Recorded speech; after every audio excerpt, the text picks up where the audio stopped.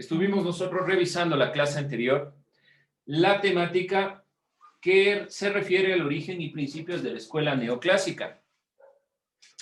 Puntualizamos los elementos principales de lo que es el origen de la escuela marxista, la escuela neoclásica y algunas perspectivas de lo que tiene que ver con esto.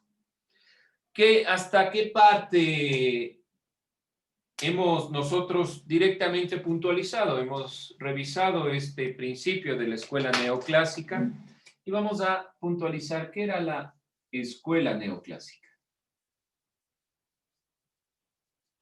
De economía, no se olviden que estamos hablando de economía. Para poder cerrar esta perspectiva y poder iniciar con lo que se refiere a la Primera Guerra Mundial. A ver, vamos viendo. Ayúdeme, Daniela Jiménez, ¿qué recuerda? Si no se acuerda, si no, Lisen no se invente, porque pone esos temas, cualquier cosa, pero vamos viendo lo que usted se acuerde y vamos haciendo Ya, una... Lisen, A ver. ratito. Claro que sí.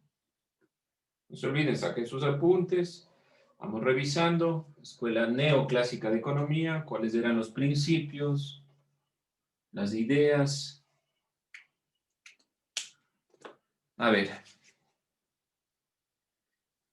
Mientras siguen recapitulando lo que hemos visto, ayúdeme a Damaris.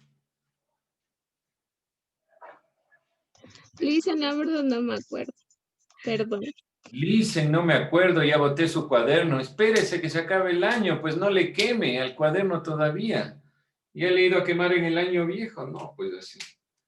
Ayúdeme, Carla. Vamos a ir recapitulando algunos elementos. Vamos a hacer un recuento nuevamente, porque como tenemos mañana la clase, podemos hacer mañana el tema sobre Primera Guerra Mundial. Vamos, Carla. Ya, profe, no sé por qué no tengo esa clase en el cuaderno, pero aquí dice que la escuela neoclásica está basada en la idea de que el valor de los bienes depende de la utilidad que le asigna el consumidor. Ya, a ver, vamos entonces nuevamente. Puede haber dos cosas. Ven que ustedes se olvidan. Yo ya les conozco. Ustedes se olvidan. Profe, a veces no tenemos lunes clases, a veces martes hemos tenido algunas cosas y ustedes se olvidan. Y yo les pregunto, profe, no sé por qué no tengo esa clase, ¿qué será? Vamos a hacer de nuevo, no hay problema. Pero díganme, porque si no, yo paso y es después, profe, esto nunca vimos. No se olviden, por favor, no se olviden. Su participación es importante para saber de dónde arrancamos. Vamos entonces de nuevo. Recordemos un poco la perspectiva de la escuela clásica. La escuela neoclásica se centra en dos elementos, la escuela neoclásica y la perspectiva de la economía como ciencia. Y se va a centrar en lo que se llama propiamente esta consideración de una economía basada ya no en el trabajo, sino en la utilidad que generan los bienes, que se llama marginalismo, que algo podemos nosotros puntualizar de esta perspectiva. Ahora, la escuela neoclásica de economía surge en la segunda mitad del siglo XIX. Podemos decir que principalmente es del siglo XX, porque hasta la actualidad hablamos de esta escuela económica. Siglo XIX, en la mitad del siglo XIX. En medio de una consideración histórica importante que nosotros ya la hemos visto desde que iniciamos este cambio de perspectiva hacia lo que serán las guerras y demás consideraciones. Esta primera mitad del siglo comienza con una visión y una perspectiva de modernización. No se olviden esta consideración. Modernización, que es uno de los puntos, de los elementos relevantes a tomar en cuenta. Y la modernización estaba basada principalmente en la perspectiva de la primera y la segunda revolución industrial. Eso permite que los países europeos puedan modernizarse. Por lo tanto, esta escuela neoclásica de economía va a responder a una necesidad cada vez más imperante, que es el auge del capitalismo a través de la modernización. En esta modernización hay un elemento que nosotros ya hemos visto, la modernización de la técnica, pero sobre todo se va a dar énfasis a la ciencia, porque el motor principal para que los avances tecnológicos se den es que la ciencia genere también una modernización, genere un cambio de perspectiva. Dentro de esta consideración, por lo tanto, la ciencia va a cambiar y el conocimiento científico va a tratar de plasmarse en todos los ámbitos y se va a querer que la economía sea ciencia. Ese va a ser el objetivo, que las ciencias naturales emprendan una tarea de volver a la ciencia, al conocimiento y que el conocimiento económico también sea científico. Por lo tanto, el esfuerzo principal de la escuela neoclásica será guiarnos por la ciencia y primordialmente y obviamente por el ámbito de la matemática. Ya no va a ser un estudio sociológico como lo hizo Marx, un estudio antropológico como lo hicieron los clásicos, porque los clásicos hablan del individuo, cómo el individuo va generando esta interacción entre los demás para generar las empresas, para generar la competencia. Como Marx dice que las clases sociales son el fundamento, el principio, el motor, aquí va a ser la ciencia. Aquí el punto central no es la filosofía ni la política, es netamente la matemática. Cambio importante de la escuela neoclásica frente a las posturas de la escuela clásica y la escuela marxista de economía. No se olviden de esta consideración. Irán anotando. Bien, dentro de este término, las bases teóricas de la escuela neoclásica provienen de los dos elementos que les he puntualizado, el marginalismo y la escuela clásica como tal. Ya vamos a ir puntualizando. Por lo tanto, estamos dentro de un siglo XIX, yo diría finales de este siglo XIX, sobre todo principios del siglo XX, que van a dar cambio a la visión de la realidad con la Primera Guerra Mundial, está muy ligado al proceso que vamos a ver posteriormente, y sobre todo a la perspectiva de cambio del impulso que tiene esta escuela neoclásica desde el capitalismo, porque es el punto y el motor principal. Dentro de la escuela neoclásica, hablando ya de bases teóricas, no se olviden que en este momento, como estamos nosotros hablando de cuestiones netamente teóricas, no veremos tantos dibujitos, pero cuando vamos ya el día de mañana a ver cómo esto incide directamente en la historia, porque ustedes pueden decir, profe, pero estamos viendo economía y ya tenemos emprendimiento, ya sabemos qué es el origen y cómo se da el intercambio, qué sé yo. Estos elementos históricos nos permiten evaluar tanto Primera, Segunda Guerra Mundial como la Guerra Fría, la Gran Depresión. ¿Por qué se dan estos elementos? Tienen sus cimientos en consideraciones netamente teóricas. No olvidarse esto, por favor, que los elementos que nosotros revisamos inciden en la historia. Las bases teóricas de la escuela neoclásica están muy ligadas a lo que es el marginalismo. El marginalismo, además de proponer el empleo de herramientas matemáticas y un lenguaje formalizado, es decir, que ya no hablamos de consideraciones como perspectivas solo de la clase social, de la lucha de clases, de grupos que van contraponiéndose, sino que aquí ya hay la matemática. La matemática va a ser el centro. El marginalismo introdujo el concepto de utilidad marginal. Va a haber un cambio radical desde el marginalismo que toma la escuela neoclásica. Ya no va a ser el centro la relación valor-trabajo. Acuérdense que Marx hablaba de valor-trabajo, Adam Smith, Stuart Mill, Ricardo, sino que ya van a hablar de la utilidad. Y esta utilidad marginal. Vamos a puntualizar ya estos elementos. Como criterio para indicar el valor asignado a los productos.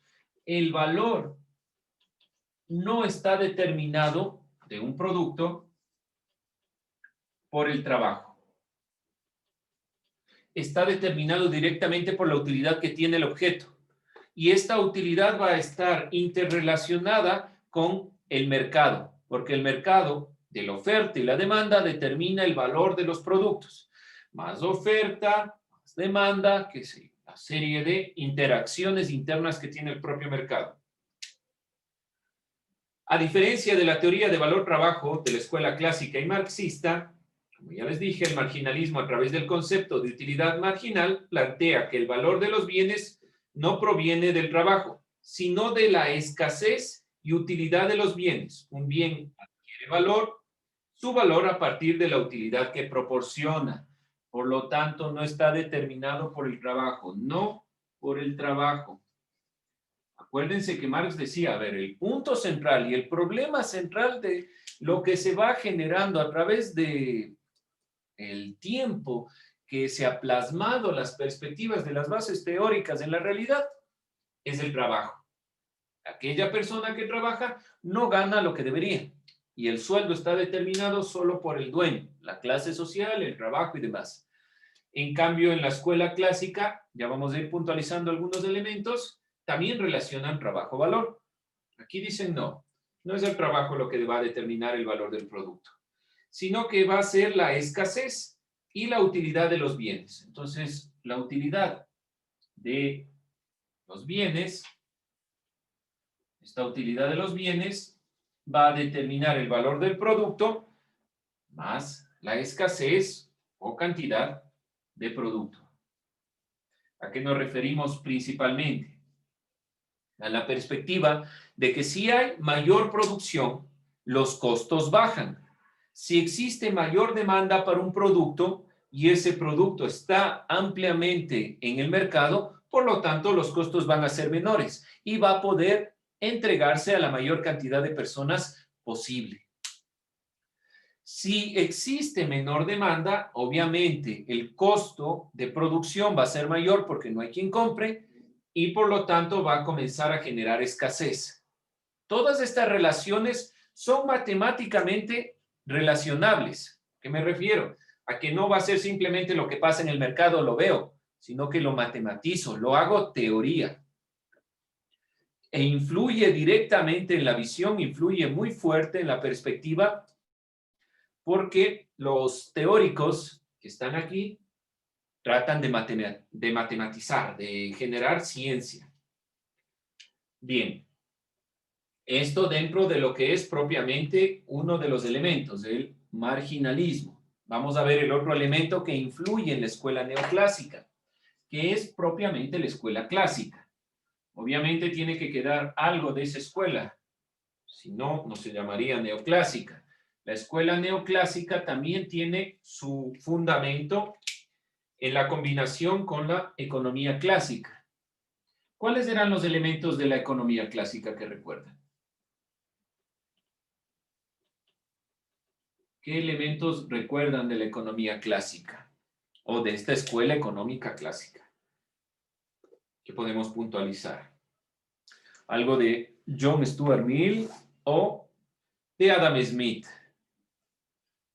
Vamos viendo ya, vamos preguntándoles. Si no, no queremos conversar. De lo que tengan anotado. A ver, vamos viendo. Ayúdeme, Ángel.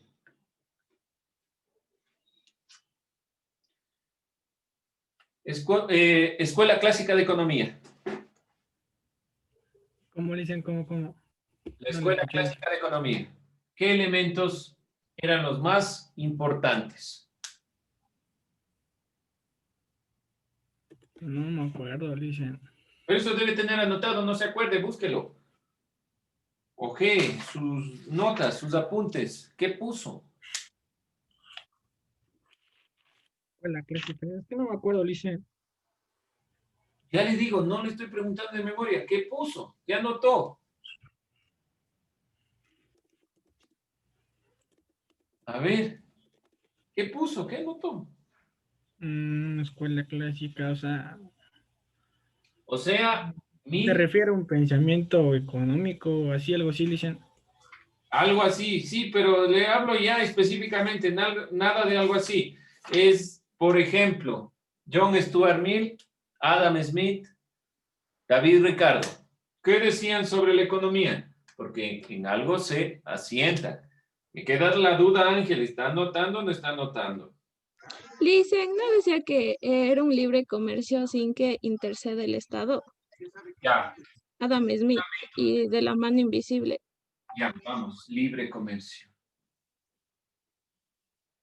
Necesariamente la escuela económica neoclásica va a hablar de libre comercio para que exista libre competencia, pero no se va a fundamentar en el valor trabajo, se va a fundamentar en la perspectiva que ya vimos del marginalismo, en la visión principal de la utilidad que tienen los bienes, pero hay un libre comercio. Por lo tanto, si hay un libre comercio, necesariamente vamos a hablar de mercado. ¿Qué era el mercado? Y ya vamos a la mano invisible de Adam Smith. Crítica que hizo Marx justamente para decir que no se equilibra el mercado, que no hay ninguna posibilidad que las personas de las clases sociales bajas puedan competir con las otras. Bien, dentro de esta perspectiva, ¿qué era el mercado?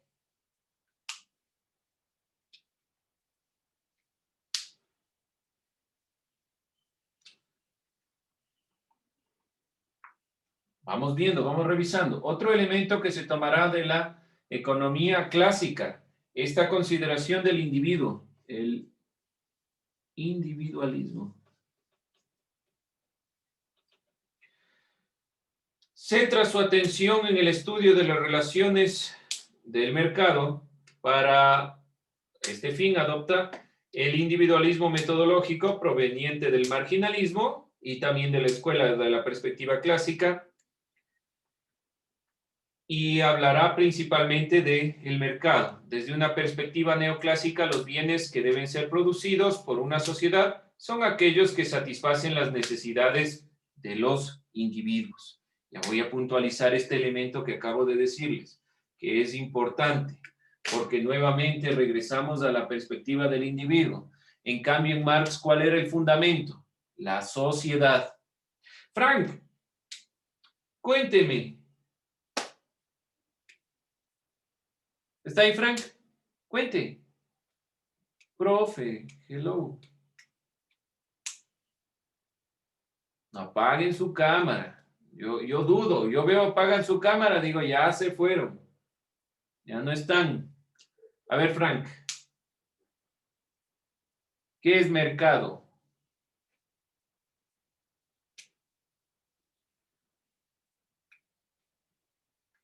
Donde hago las compras del domingo. No, ¿qué es mercado? En cuestiones económicas. El comercio. ¿Tiene que ver con el comercio? Bueno, una pauta, el comercio. ¿Qué más mercado, qué más es mercado, Andrea?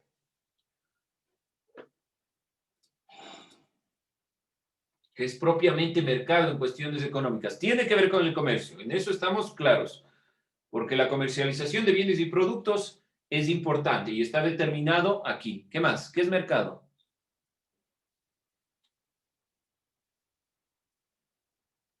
¿Qué será?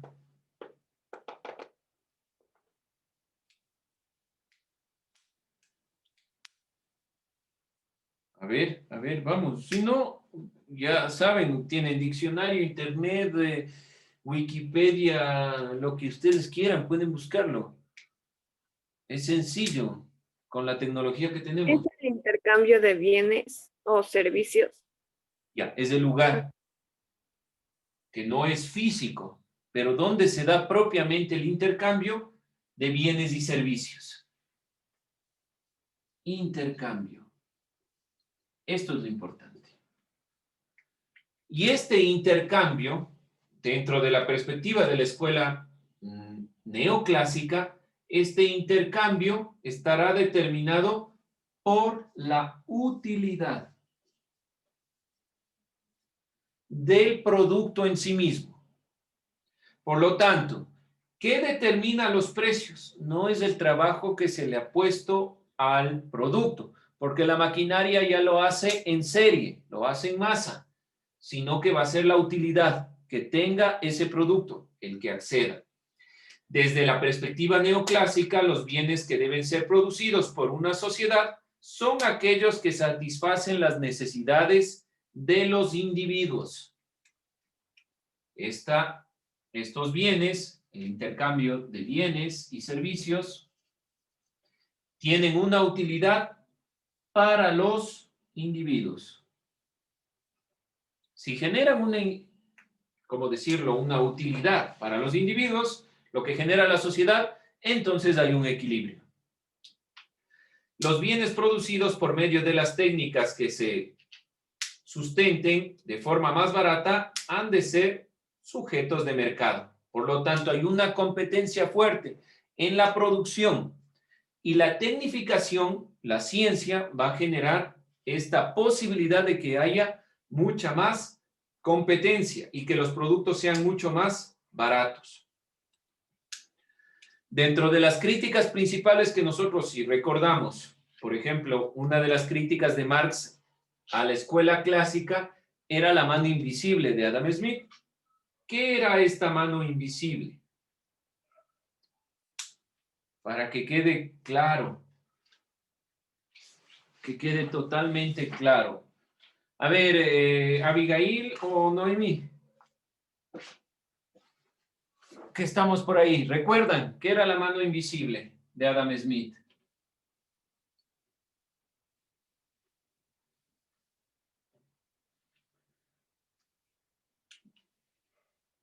¿Qué será? Suárez, Abigail o Noemí, cualquiera de las dos.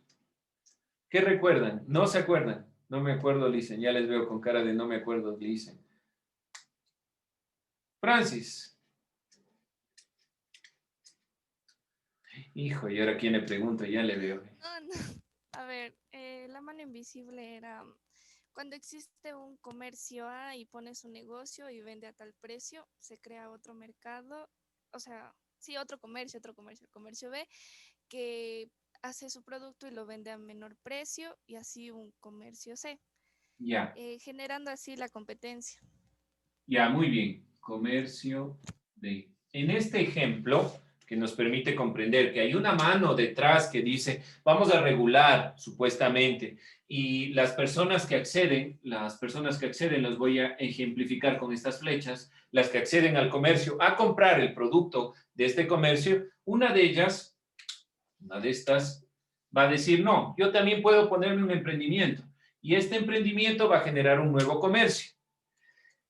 Supuestamente, según Adam Smith, detrás de esto hay una mano invisible que va regulando y permite que todos puedan participar. Al fin de cuentas, Adam Smith no explica claramente cómo es que funciona. Si se dan cuenta, pone una mano invisible. De todos modos, Adam Smith no está explicando claramente, pero dice funciona de esta manera por lo menos. Marx dice, no, a ver, no funciona así, no seamos ingenuos, no es que yo me pongo mi carrito sanduchero y mañana compito con McDonald's y luego soy presidente de la República, qué sé yo. No funciona así, hay clases sociales. La clase social alta determina quién puede y quién no subir. Esa es la crítica, no se olviden de lo que estoy diciendo. La escuela neoclásica dice, no, a ver, esto se da, pero esta competencia no está dada por las personas que acceden al comercio y se dan cuenta que pueden ellos también trabajar, sino que se da por la utilidad que ha tenido el producto que ha generado el comercio y que yo puedo bajar de costo tal vez o puedo generar un incremento del producto para que ese producto que tiene una alta utilidad y una alta competencia pueda tener en ese mismo sentido de competencia un menor costo. La perspectiva de la escuela neoclásica es que los costos bajen, no que haya más producto, sino que la escasez o sobreproducción determinan el valor de un producto. Lo que nosotros ahora hablamos hasta la actualidad de mercado, ¿cómo nosotros sabemos que un producto, por ejemplo, cuesta lo que cuesta? porque sabemos que hay una serie de cantidad de competencia que generan el mismo producto en diferentes calidades, por ejemplo, pero que tienen la posibilidad de abaratar el costo. Si yo saco este marcador y tengo 20 empresas que hacen marcadores, entonces cada empresa, para poder competir una frente a la otra, verá la utilidad que tiene el producto, no el trabajo que ha generado, no el tiempo que me ha generado. No genera valor eso, dice la escuela neoclásica, sino genera el propio producto. Y si tiene una gran utilidad y qué sé yo, todos los profesores necesitan un marcador, entonces va a haber demanda. Genera más oferta y la mayor oferta va a abaratar los costos. Y ese que los costos generen o sean más baratos va a generar competencia. Bien, con eso vamos a ir cerrando. Simplemente vamos a puntualizar los pensadores de esta escuela neoclásica. El francés Léon Walras, el británico Alfred Marshall,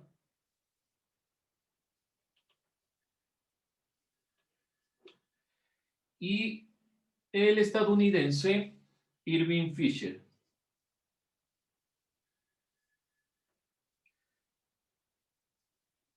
Donde Walras, en su texto Elementos de la Ciencia Económica Pura, plantea un modelo matemático para la economía. Mañana veremos algo de ese texto rápidamente, donde el énfasis, si nosotros vemos en el propio texto, es puntualizar qué es realmente la economía y cómo podemos nosotros plantear una perspectiva realmente económica desde la matemática. Marshall, en cambio, plantea la perspectiva de el principio de la economía que le da énfasis a la oferta y la demanda. No se olviden francés, británico, estadounidense.